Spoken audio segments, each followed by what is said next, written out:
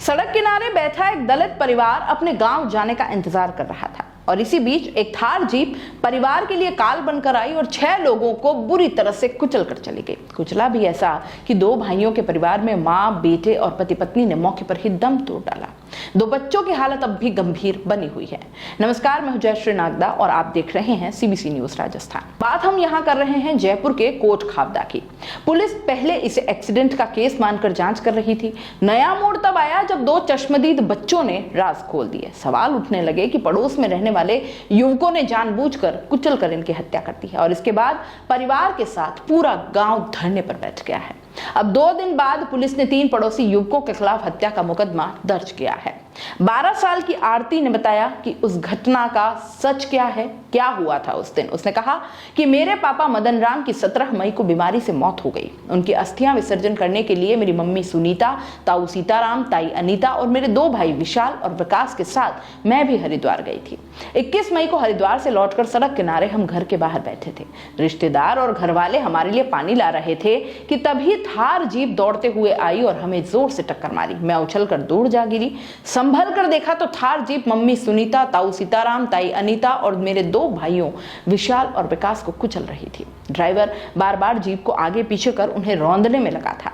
मैं चिल्लाई, तब थोड़ी देर बाद घर की तरफ से लोग दौड़े और उन्हें आता देखकर थार जीप का ड्राइवर सुरेश गुजर और उसके साथ बैठे सचिन गुजर और विजय गुजर गाड़ी को वहीं छोड़कर भाग खड़े हुए।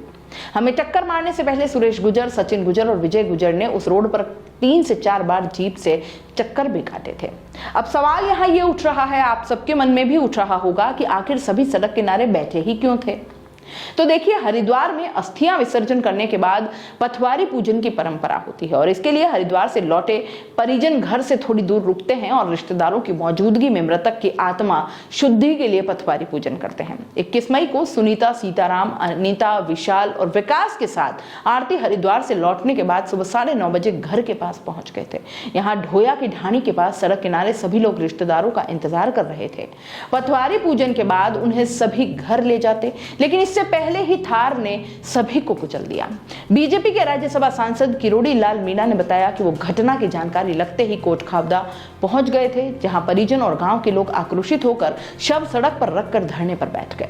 पुलिस मामले को हिट एंड रन के तहत आईपीसी की धारा 304A का केस मान रही थी। वहीं जो बच्ची बता रही थी वो अलग था और मर्डर का मुकदमा दर्ज करवाना चाहते थे। आरोपी भी पड़ोस के रहने वाले थे। दोनों परिवारों में रंजिश थी या नहीं, ये अभी तक साफ हो नहीं पाया है। धरने के दूसरे दिन जब पुलिस मांगे मानने को तैयार नहीं हुई तो पीड़ित परिवार के बच्चों को लेकर किरोड़ी लाल मीणा जयपुर के डीजीपी उमेश मिश्रा के घर पहुंचे और इसके बाद ही पुलिस ने मर्डर का मुकदमा दर्ज किया। अब जो सच होगा वो जांच में सामने आ जाएगा। वहीं इस मामले की जांच कर रही चाकसू सीओ संध्या यादव भी बताती हैं कि तीनों आरोपियों सुरेश गुजर, सचिन गुजर और विजय गुजर के खिलाफ 302 के तहत हत्या का मामला दर्ज कर अब जांच शुरू कर दी है।